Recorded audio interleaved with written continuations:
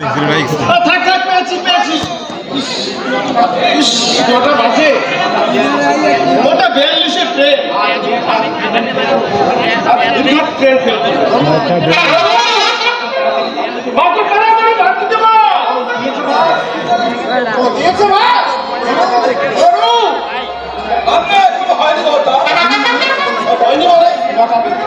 ওটা বেঁচে গেছে, এখনো রান্না হয়নি। কি যে করে এরা, আপনাকে বল আমি হোটেলে খেয়ে দিচ্ছি। শিগগির আমার একটা সিটে নিয়ে আয়। কিনা দাঁড়িয়ে রয়েছে কেন? তাড়াতাড়ি যা।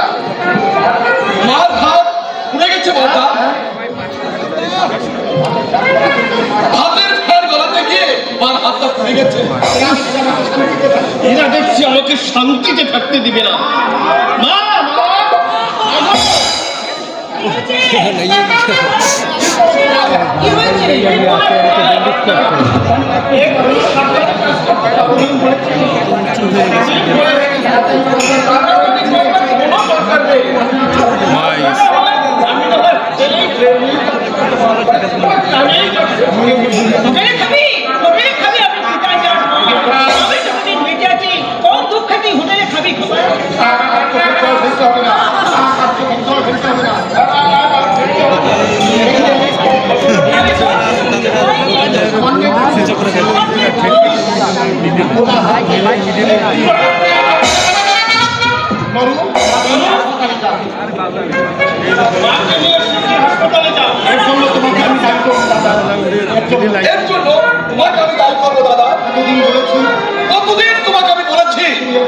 তুমি একটা বিয়ে করো, কানেই যাচ্ছে না তোমার।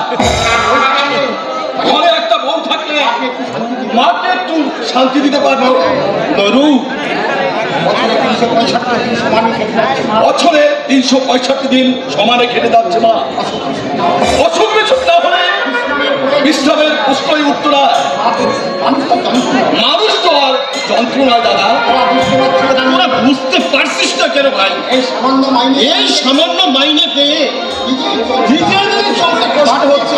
সেখানে বাড়তি একটা মানুষের খরচ কিভাবে চালাবো?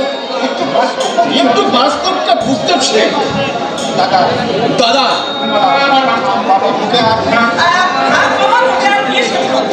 আমি মরেছি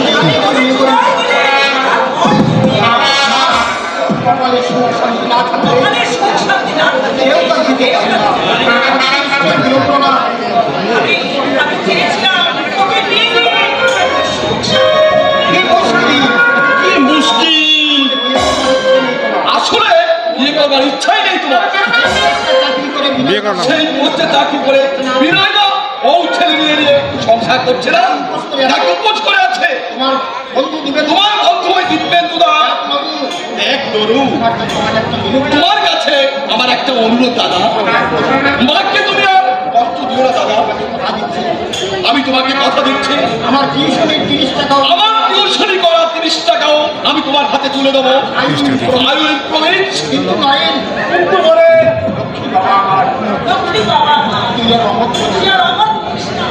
কোথায় এ ভাষে নাতি নাতনি নিয়ে একটু আনন্দ করবো।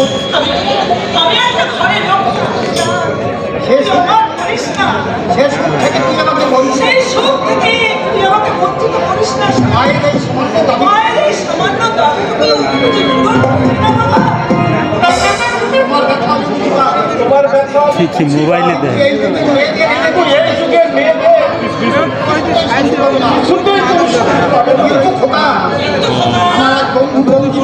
আমার এক বন্ধু বঙ্কিম বিয়ে করে বিয়ের আগে দারুণ আনন্দে ছিল। সে বেচারা দারুণ আনন্দে ছিল, অথচ বিয়ের পর তার সব বদলে গেছে। তার সব বদলে গেছে। কেন দাদা? কেন আবার? বঙ্কিমের সঙ্গে বউয়ের একদম বলে না। বঙ্কিমের সঙ্গে বউয়ের একদম বলে না। আমার মনে হয় দাদা এর জন্য বঙ্কিম বাবু দায়ী। তিনি যদি তার স্ত্রীকে প্রথম থেকে রাস্তা দেন, পরিস্থিতি অন্যরকম হয়ে যেত। কিন্তু তুমি যদি বিয়ে করে তোমার বউকে মাথায় চড়িয়ে রাখো, একটা কথা মনে রাখিস, শৈলেন গাঙ্গুলি মানুষ, জানোয়ার নয়। শৈলকাগুলি সংসারের বাস্তব কথা এটাই তো কথা নিয়ে যে অবজ্ঞা করবে তাকে নিয়ে আর যেই ঘর করুক আমি করব না। তাদের যে অবহেলা করবে আমি তাকে মার্জনা করব না। একটা কথা বলে বাবু, আমাকে 7 দিনের ছুটি দিতে হবে। আরে বাড়ি যাব গো বাবু। মাইক্রোফোন সম্পর্কে ধারণা নেই, কোন জায়গায় মাইক্রোফোন এই তো 2 মাস আগেই তুই বাড়ি থেকে ঘুরে এলি। এখন গেলে করবি কি করে? আমরা যাচ্ছি এই কাজ।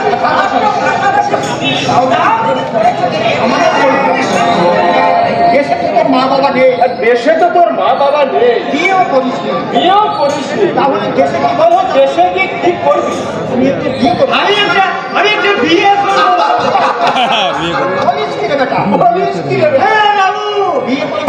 বিয়ে করে বউকে খাওয়াবি কি? কেন পারবি না? আমি কাম করবে, আমার বউ কাম করবে, দুটো লোকে কাম করবে, আমাদের পেট চলবে না। তা দেখা যাবে বাবু। তবে বাবু আমি কিন্তু কাল সকালে বাড়ি যাবো। আমাকে 10টি টাকা বেশি দিতে হবে। আমি কাজ করে আপনাকে ওই টাকাটা শোধ করে আশ্চর্য মনোবৃত্তি দিয়ে দে, আশ্চর্য মনোবৃত্তি দিয়ে দে। 3 টাকা মজুরি পেয়ে 3 টাকা মজুরি পেয়ে কোনটাকে 3 টাকা মজুরি পেয়ে বিয়ে করতে পারে? 3 টাকা বছরে তাহলে তুই 300 টাকা